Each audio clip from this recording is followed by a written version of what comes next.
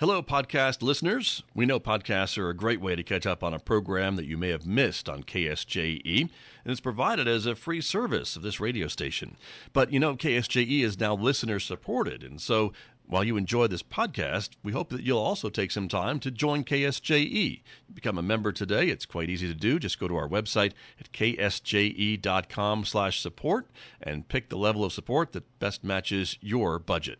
Thanks again for listening. Here's your podcast.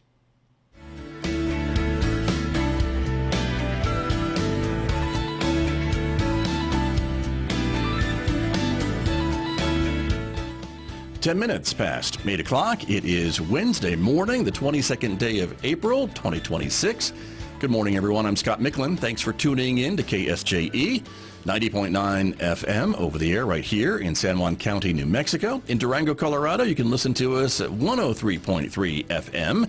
And if you're traveling around the world, anywhere else on the planet, just go to our website to tune in, ksje.com, or maybe use the KSJE radio app to listen in. You can also watch this program. Welcome to our viewers who are joining us, watching the video streaming out live to the KSJE Facebook page and also to our YouTube channel. Welcome aboard, everyone. Coming up this morning, we have a busy morning for you. We'll begin with the Aztec Museum and Pioneer Village. We're getting an update on their summer season that is about to open very, very soon, and their big exhibit for the season. So stay tuned to hear about that coming up in the next few moments right here on KSJE this morning. Then later on this hour, we will turn our focus to Bloomfield and some theater students from Bloomfield High School talking about their production coming up of Matilda Jr. You'll hear that today at 8:50 a.m. on KSJE. That paves the way for our classical music program, Roving with the Arts with Mick Hess, a special 90-minute version on Wednesday, of course, which takes us to 10:30. And right on Four Corners, our local and regional author program with Delcherie Spinner. This week, Delcherie is speaking with author Mark Stevens from Colorado about his latest book, Two Truths and a Lie. You'll hear that today at 10:30 on KSJE. A reminder for social media folks, you can also connect with us on Instagram, Blue Sky X, in addition to Facebook and YouTube. And KSJE publishes new podcasts almost each and every day. You'll find them wherever you listen to podcasts, or better yet, download and use the KSJE radio app. You'll find podcasts right there. You can listen live and much, much more. It's available now at the App Store and on Google Play. And we hope you'll join us on Saturday, May 2nd. It is the KSJE 0 Mile Fun Run. You can sign up right now for $15 and actually run 0 miles. That's exactly what it is. On Saturday, May 2nd, 10:30, right here at San Juan College Learning Commons Plaza. It'll get you a t-shirt, or you can just come the day of the race, quote unquote, and pay $20 and join us for the 0 Mile Fun Run.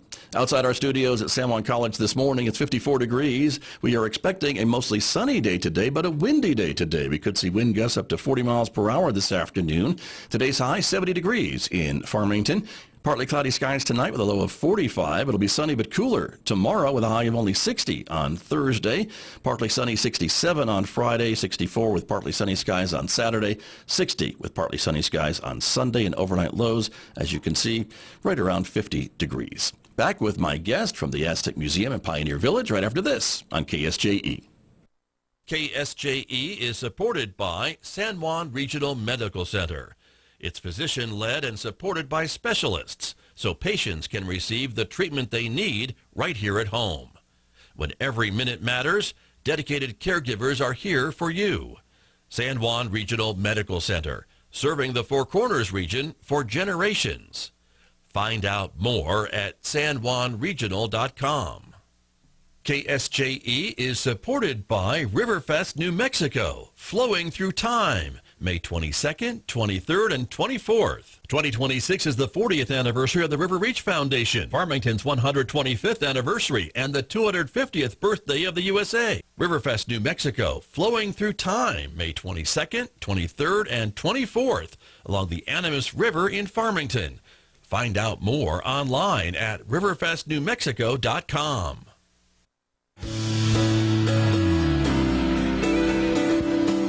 Now back to Studio A and the award-winning Scott Michlin morning program on KSJE. Back in the studio this morning, as I mentioned, with my guest from the Aztec Museum in Pioneer Village. Joan Monninger is here this morning. Good morning. Welcome back. Good morning, Scott. Great to be here. Good to have you here to tell us all about the new season at the Aztec Museum in Pioneer Village. As things warm up, we always know that that's when the museum opens back up. That's true. It's and with our theme this year around sheep, right? It's going to be lambing season, and True.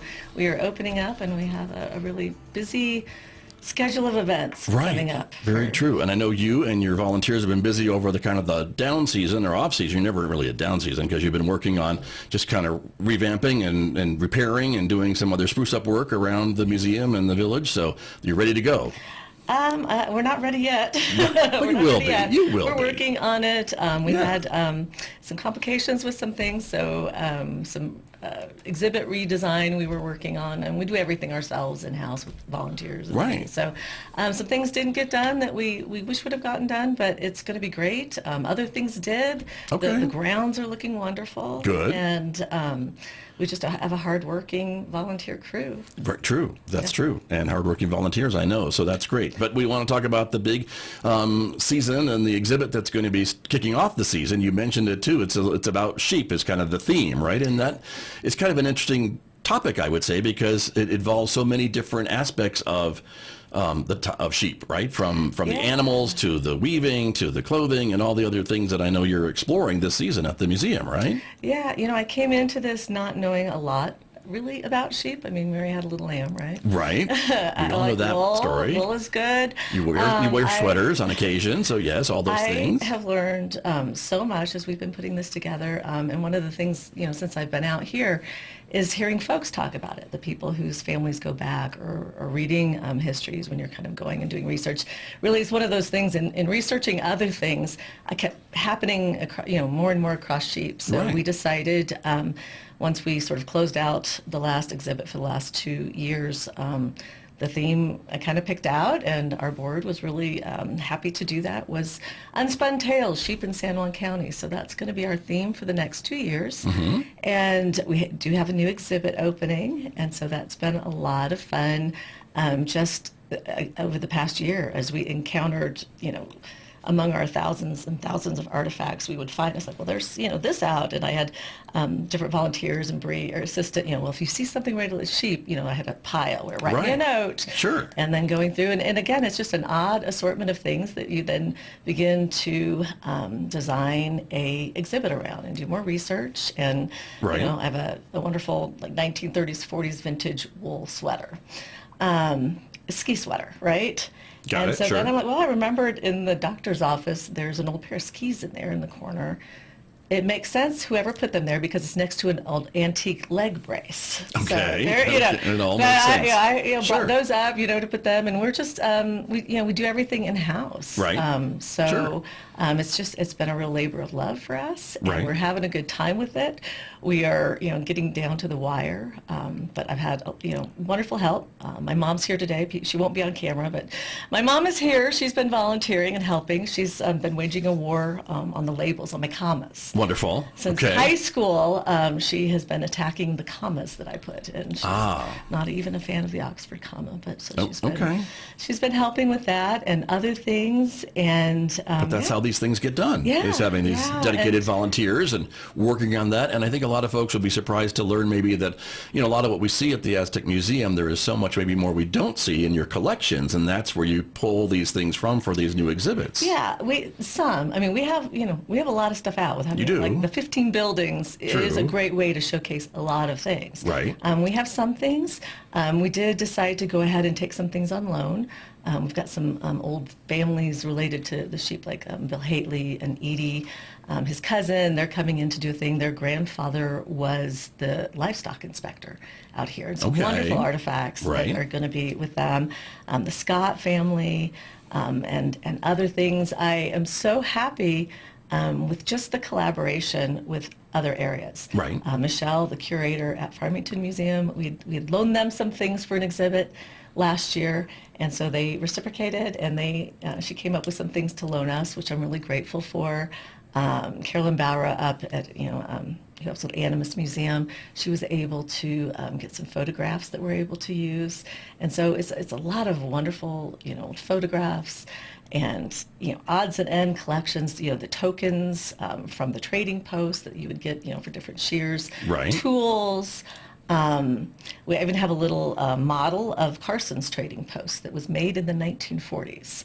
And that is on loan from the Farmington Museum. Oh, and just cool. like I said, just a lot of clothes, really, for me, there's a beautiful teeny tiny wool dress that I'm quite in love with. But Okay. Nice. yeah, so yeah, All coming together. all of it's coming together. And this is for your kickoff event, which is going to be here in a couple of weeks. Yes, the same day as the The same day as our Zero Mile Fun Run, but that's okay. You people can do both. They can do both. Exactly, and I hope that they will. Right. And it's at 2 o'clock, and it is going to be a panel discussion. I've got maybe 6 people. The numbers are changing a little that are going to come and just talk about the sheep heritage. So I've got a woman, a friend of mine, who's a wonderful writer, Christine Paolucci, and she tells wonderful stories of sheep camps when she was little in the in 40s and 50s. Right. And her older sister, actually, she and her sister left out there with the sheep at the sheep camp, and she tells a story about a time a horse fell on her sister, and these And were what these happened? girls out All there. those things, yeah. right? Yeah. Okay. And then Jack Scott is going to be there, and his family were really involved in the sheeping. In the 50s and 60s. And Right. if you're up near Hesperus Ski Area, you'll see a big sign that says, Scott Lamb, the best, in the country or whatever. Oh, so, cool. Again, Nice. it gets into all these different areas of just the way people even ate and consumed food. I mean, sheep was really popular. Sure. And what you Right. may not know, which I learned too, was that because so much mutton was canned in the rations during World War II, prior to that, people ate more lamb. It wasn't just special occasions like a crown roast or something. People ate it Right, more right. often, and maybe more often out here anyway. But the men, they ate so much canned mutton that they came back and they just didn't want any more They had enough. lamb and mutton, no more. Okay. So, just little tidbits like that, which Yeah. I think are very fascinating. changes. Because it takes you back to a different time. And again, it just all these stepping off points. And of course, the uniforms were wool. Right. And, there's just a lot of things. All those things. And so that's a free event on Yes. the 2nd at the museum, right, at 2 o'clock, as you say.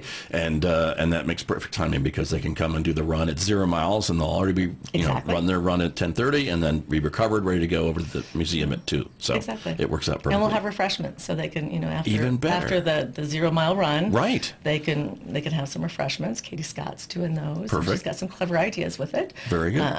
It's just a nice way. And all the buildings will be open, so people can have a nice look around. And Perfect. Yeah. Excellent. Very good. And you sent some photos, too, that we could talk about, right, in connection to this new Yes. exhibit and some of the things that you'll be doing this season. And so this first one is... that is the Scott's property. That's up what you're there talking in about, Hesperus. right? And again, what folks did, a lot of folks, they would summer the sheep up in the San Juans. Right, And cooler. get really nice and fat, and then they would trail them back down. And so it's, again, the whole stories.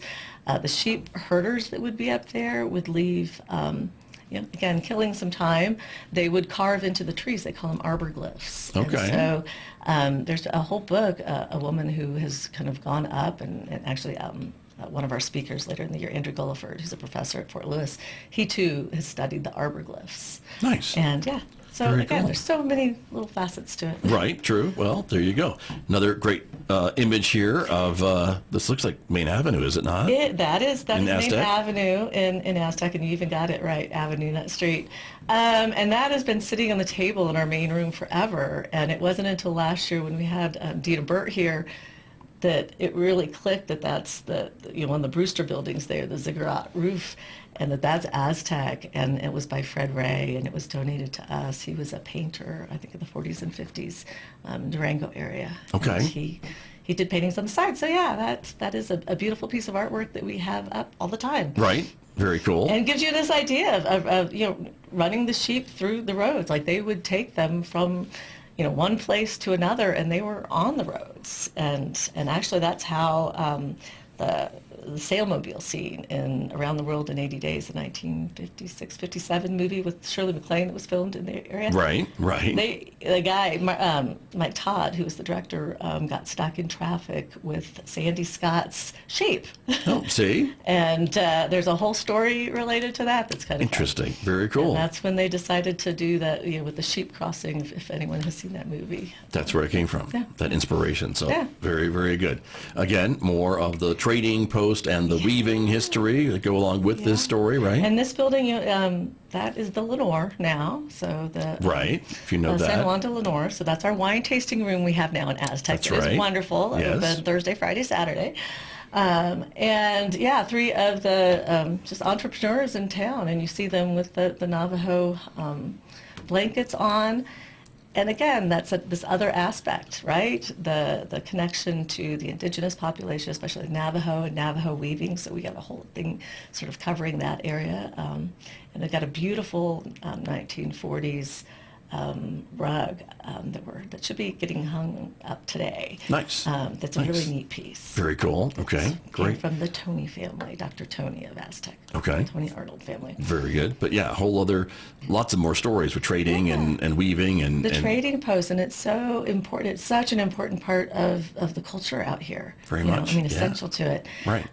This, and again, sort of going through trying to find things we have, and I'm going to really mispronounce Lukachuka Mountain. Lukachukai is how I always said it, but no, I may be getting it wrong too. Every time I do it, and then I overthink it, and I mispronounce it, and then people very kindly are always correct me, and I maybe someday will get it. Those mountains to the west. But these are the day books, right? So again. On this one, I think on the right page, you have Goldtooth, and he's bought a saddle for $150 at the Trading Post. Okay. And then you see all of the entries. He's added some groceries, and then when he brings in sheep, but that pays off, this portion of it. And again, it was a whole bartering trade economy out here, and these wonderful collection of books that we have, and I don't have them all on display. A lot of those are in storage. Right. But it's really But they would great. document everything, It is a great insight into how that system worked, and it worked for a really long time, and in some places it still does. Right. Very true. Yeah. Very true. Very cool part of history. Again, this gigantic loom. Yeah. And so we've got some pieces related to that, and again, just a magnificent picture, and that insight into how important it is. The story of Spider Woman and the Navajo gaining the weaving abilities and how that's passed down. Right. So, yeah, it's very cool. And you mentioned too that this is kind of your theme for the next 2 years, so that gives you lots of time to explore different parts of the story too, correct? Exactly. And again, do different programs. And we're not only doing sheep, we have other things going on too. There'll be more, sure. But, which we'll get to that too this morning. But it does, because it's so important to the economy and to the way of life, to the Navajo, to the Hispanic population out near Blanco and Gobernador, and what people were doing here, and the kind of the legacy within families, which again is part of the panel discussion that we're having. Yeah. Is the different aspects of it. Exactly. That's Sandy Scott. Okay. All right. So the story is, as he was riding his horse, and Mike Todd, drives up in a convertible with a couple blondes and says, "Looking for your boss." And he said, "I am the boss." Nice. Very good. Excellent. And again, more historic photos here. And again, some of these came from your collection, or were they donated by other folks? We have pictures from our collection. We have some pictures from the Farmington Museum that they were kind enough to loan to us. And then we have some pictures from Animas Museum too. And then we have got some that just some folks have, here I've got a photo. Right. Do you want to use that? And I have a really terrible time. I have a whole stack of prints that I've made, and how I narrow that down, I haven't quite decided yet. Wonderful pictures, but again, if you can imagine stepping into this picture and how busy it was, and you see kind of the tokens, and how they're doing it, and it's fast, because you're trying to move as quickly as possible through there, and these particularly a lot of the Navajo shearers and that, they were really talented. It is, you don't want to nick, you don't want to get blood in the wool, nick them. There was a way to do it. There's an art, apparently, to sheep shearing. Very cool. Very interesting. And of course, those groupings, and I don't know the correct term either for a group of sheep, but herd or something, but they were large, right? And so you had to move them through. I mean, if you didn't, you were there all day or maybe even part of the next day. So there's all that as well. And so I guess my question was going to be too, if someone's watching, listening to us this morning and says, oh, I think we have a photo or we have a story or Grandma has a story, can they reach out to the Aztec Museum to maybe be added to a future program or future part of the exhibit as you go the next 2 years? We have some things, definitely that have been loaned for a year, and so some things will switch out next year. So you're open to hearing from these folks that may have something. Absolutely. Okay. Very cool. Very good. Well, there you go. Some other pictures here. Yeah, Stanley, and this little boy died. I haven't gotten through enough research to find out how, or again, it depends on what information is left behind. Right. But, there he is with his sheep, and again, it's just kind of that idea of stepping back in time. We say that a lot at the museum. Sure. And get a feel what life was like. Right.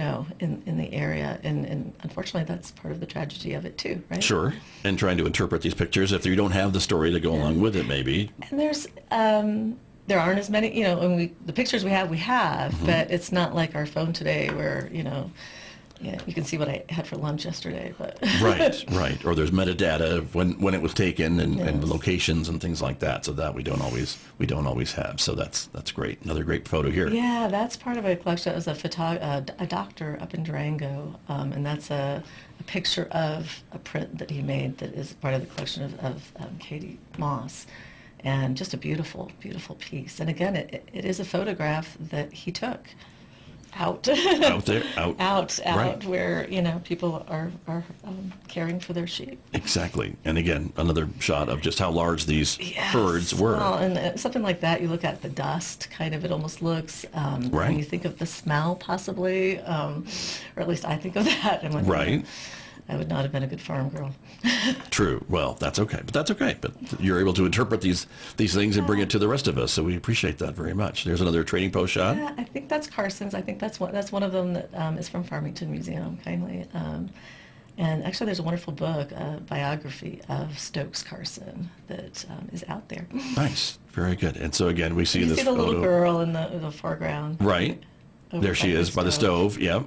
Very true. And this is typical. This is life, So the mom or aunt or whomever it is bringing in a rug to trade maybe and to get some credit at the trading post for other don't know the details, items, right? but that's what I would. I would love to see, the writing classes here. Right. Maybe use some of these pictures as a stepping point for write a story. Yeah. Write a short story based on this picture. Right. So many things going on if you look closely at these images. And radio audience, if you're listening on the radio, you need to go to a screen and watch the video to see what we're talking about. These pictures are just and we will fascinating. Have a lot, or go to we do the have museum. A lot of pictures that we're going to have out. And see more of what we're talking about here. So this is great. Very true. More sheep shearing.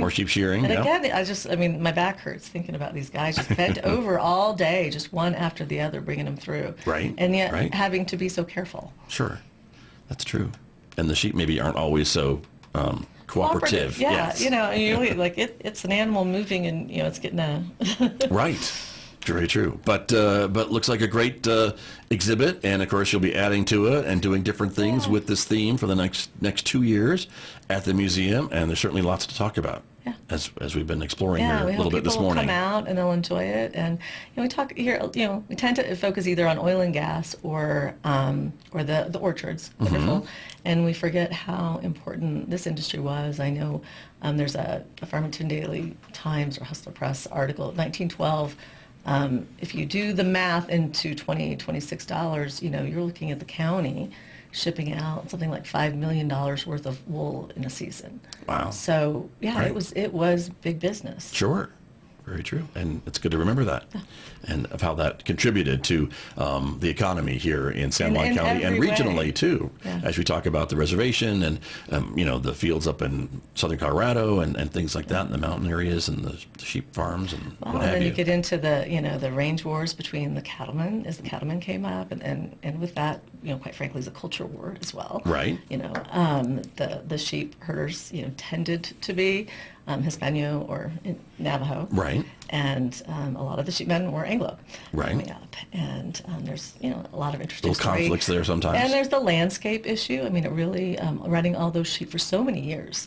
I mean, it goes back to the Spanish coming up and coming here. And the original churro sheep that they brought, which they called a walking commissary, because it provided, the wool that you Lots could of use things, for so many right. things, Yeah. as well as meat. So, they refer to it as a walking commissary. Okay. And See that. I think that the cattlemen later called them hoofed locusts, but everyone was They had a doing different something. point of view, didn't Everybody they? was changing the ecology Yeah. of the area. Very but true. again, just so many different stories that it's really fascinating. Yeah, very true. Well, it's going to be a great exhibit and a great theme for your focus for the next couple of years, and can't wait to see what all you do with it and the staff at the Aztec Museum and volunteers to interpret all these things that you're collecting for us. So. And we love our visitors, whether, we want things that will appeal to locals who may or may not have some connection to this heritage. Learn about it if you don't. But again, we get people from all over the country, all over the world, and so we want to make sure that there's connections there and that they're getting something interesting and they're learning about, this wonderful place that we've chosen to be our home. Yeah, So, very true, very true. But that's not all. Wait, there's more, as we say. wait, there's more. In We the got media. UFOs even. You have other stuff coming. That's true. A concert coming up as well. Yes. We want to talk about that May real quick. 15th is our Right. first concert. So we are doing the free summer concert series again in our event shed in the Pioneer Village. Stillwater Band 505 is our first. It's a country band. It's a indigenous band out of Farmington. So we're very excited. It's their first time playing for us, and that's on the 15th. That gate opens at 6:30. That's the gate behind the Pioneer Village off Park Avenue. There's Right. a municipal parking lot back there near the splash pad. And come on in. We've got chairs. Some people like to bring their own camp chairs. People with families, some of them like to bring a picnic thing out in the grassy area. And You can do the that kids and can still run hear the around. music. It's great. Yeah, they can throw football, whatever, and Yeah. just have a good time. But it's a wonderful community experience. So we have that. I think the June concert is going to be Hoyle and Jane. And then Nice. the July concert is Country Feedback, a Farmington band. August is the Jeff Solon Swingin' Big Band, which they're back and everybody loves them. Awesome, They do right. a wonderful job. And then the final one, talk about a band everybody loves, Zia Chicks in Nice. September. Okay. Very good. So you can plan your summer. Plan your summer, and You know? again, there's a lot of different concerts going on around the community, and Very true. yeah, come enjoy the music, come enjoy summer, Right. right? It's most, and for me, it's the most wonderful time in this. I love the summer. Yeah, So, I hear you. It's great, and you've got it set up so nice with the shed and the seating and the grassy area, as you said, and just you can do whatever you like to do while you listen to some great music. Some other things you're offering again this summer is the one-room schoolhouse experience, which I think sold out last summer. it did. It tends to sell out. We get the thing is we get repeats. It's for ages 6 to 13. There's 3 dates scheduled, and so folks should give us a call. We do charge $25 per student for that, but it's all day. The kids, they get pinafores, suspenders, hats, bandanas, they get a little lunch pail. Jessica Slajinsky runs that program. She's Okay. the principal at Park Avenue. She does a wonderful job. She's in costume, and it is in our one-room schoolhouse, and they just have a good day of it. And it's just like it Even was. some of the kids early on, they're a little when they're first signing in, but by the end of the day, really they all have a good time, and Good. they've had a memorable experience that they've learned something, and they hopefully come out of it thinking, wow, my school is not so bad. Right, there you go. Very true. And it's just My like school has air conditioning. just like it was, right? You've got kids of all ages, all grade levels Yeah. in this group together, right? That's how Yeah. it was in the one-room schoolhouse. So for radio audiences, again, you have Friday, June 5th, Friday, June 19th, or Friday, June 26th. Those are the 3 dates they could choose from before they sell out. Yes. Okay. All right. So And I that. know we took, somebody reserved some spaces yesterday. So Okay. So It's don't beginning to wait. go. Yeah. Don't wait. So there's that as well. And another event that I enjoyed last summer, you're bringing back again with more information this summer. Yeah, wasn't that wonderful? It was great. Yeah. Yeah. So this is If These Walls Could Talk, a picnic at Tully House in Florida Vista. This is a fundraiser for the museum. And Patty Tharp has done all this research on the Tully family. So this is one of the, possibly the oldest remaining homestead in San Juan County, and it is on private property. So the owner's really kind letting us come out again. And people bring their chairs. We're sitting under those big cottonwood trees, and you're looking at the house, and Patty will tell you the most incredible story of the family that came here and built it. And, with that is the tragedy with the drowning of two of the adult children. Right. And then this year, Jody Johnson's coming out. She helped provide information last year on her family, which is the Goulding family, Goulding, Greens, and others. Right. And she's coming out, I want to say Washington or Oregon, I can't remember now, but she's going to do a portion of it and really talk about Harry Goulding and the Goulding family. And this really connects well because they bought it for part of their sheep operations. They had Interesting. Huge running sheep up in north of Durango. They had dipping vats, and that was really important. You had to dip them, and they Right. had dipping vats near the railroad station. Even better, Okay. because on the railroad you're required to the chemicals to get the lice and ticks Sure. and all this stuff If you're off going to it. transport. and off. And so they buy it as part of their operation again, summering your sheep herds up in the San Juans, and then in the winter, wintering them down here. And then they had really good access then to the railroad depot in Aztec. Okay. All right. Very cool. And I think when folks hear the name Goulding, they think Monument Valley, and I think that's Exactly. another connection Yeah, too. yeah. Yes. So It is. it's kind of that same type He of comes story. back from World War II and then ends up deciding to go, again, sheep out there too, and then establish this trading post that becomes this very famous trading post in operation. Nice. That's still there. So again, this has this connection to Aztec and San Juan County. Lots of great stories There again, are. and you learn a lot. Patty talks a lot about it because she and I took a trip last year down to Lincoln County because The story goes to Lincoln County. Helena Tully ends up down there with the Coe family. They were part of Billy the Kid's gang. So Right. again, just It's amazing the different interesting. connections Yeah, that we it's- learn about. That's true. Yeah. So this is coming up on Saturday, June 6th. Again, it Yes. does sell out, I think. Yeah, it is a limited number of people that can go because it is private property. Right. So And thank you, Serranas, again, providing the porta potties for right. us. That's on always site. important too, and you have a lot of people. Yeah. But it's great to see. Again, you said this is on private property, so unless you were at an event like this, you wouldn't get a chance to see the Tully house or you homestead. wouldn't. And it really, as you know, it's really something to be out there. Yeah. And again, we'll provide a picnic lunch for folks. It's a box lunch and Right. water, and it's just a wonderful, interesting way to step back in time. Very Different much way so. to. Yeah. It's a great way to spend a Saturday afternoon. And so. Patty's such a wonderful storyteller. Very much so. So very, very true. And then you mentioned UFOs, so let's talk about those Yeah. before we run out of time. But we don't want to do that before we talk about UFOs. Actually, one of your colleagues here, Right, at from the college, library. Yes, Michael Monjo. He's already done one of these programs here, I guess. Yeah. But he is on our board, and he's going to do a program. It's going to be out in the event shed, and it is on May 30th. It's free, open to the public, and the Aztec UFO incident, fact or fiction. So he's going to cover it from a archivist point of view. Got I it. think. Okay. Right. And it should be really interesting. Nice. Very cool. And if you don't know what the Aztec UFO incident was, Then come on. You should come to this and learn about it as well. But always fascinating, and that will be another great part of summer at And we the get Aztec Museum. we get a lot of questions about it. So I'm this sure. is a chance to Yeah.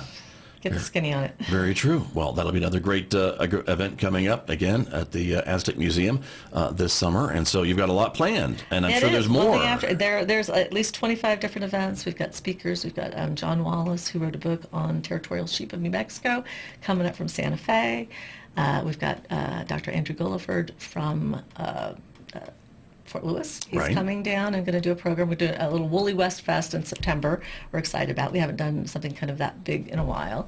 Hopefully with some Navajo weaving, and we're working Nice. with Farmington Museum on that. Okay. And they've got some great resources. So putting that together. Lots of things.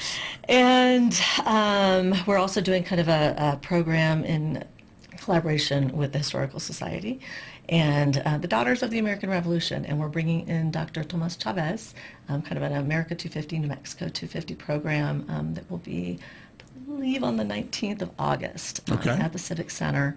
And I'm helping organize that. And he is kind of the sort of foremost expert on the role of New Mexico in the American War for Independence, when they Okay. were not even part We're not even of a it state yet. yet. Yeah. Yeah, Interesting. so it's really interesting. It's like, where does Nuevo Mexico fit into this picture? Sure. So he really is quite fantastic. And That'll so be we're cool. excited about that. What that tells me is that you'll be back to tell us more I about hope these so. events as I we hope so. as the summer begins. So And I love that. I love the collaboration with all of these groups and the people, my volunteers, our board, and all of our sponsors who have really stepped up, our members, everybody who's kind of making it possible for our little museum to do so much. I'm so very grateful. Well, again, that's one of the unique things about the Aztec Museum in Pioneer Village. It is really supported by members and volunteers, and that's Much like the radio station. well, yes, that's true. We're glad to do it. But again, it's a great collaborative effort. And again, without your members, though, you couldn't do some of these Yeah. things. And so those memberships are really important. We couldn't without the volunteers, and we've got a lot of really wonderful sponsors this year, and I sometimes I want to cry. I'm so grateful just because we work so hard with so little. Right. And Well, it makes a huge difference. There you go. Go see for yourself on May 2nd, everyone. It is the opening program for this Unspun Tales, Sheep in San Juan County, and it is the theme for the next couple of years at the Aztec Museum and Pioneer Village, and everything gets underway this Saturday on May 2nd. Yeah, and I'll ask people to follow us on Facebook. That's the easiest way to find the different events and things that are going on. Very true. There you go. And Joan? call us, email us. We'd love to hear from you. Okay. Come There tell you our volunteers your story. Perfect. There you go. Excellent. Well, Joan, it's always great to have you here and to learn about what you have planned at the museum with all of your volunteers and all folks that are working on it. Thanks so much for coming in. Thank you. Thanks for having us out and letting us tell you about what we got going on. Can't wait. You bet. Good to see you. That is Joan Monninger from the Aztec Museum in Pioneer Village, my guest this morning right here on KSJE. Did you enjoy that podcast? We hope that you did. And if you did, share it with your friends. And if you really want to keep podcasts like this coming, please support KSJE. You can do it easily online at ksje.com.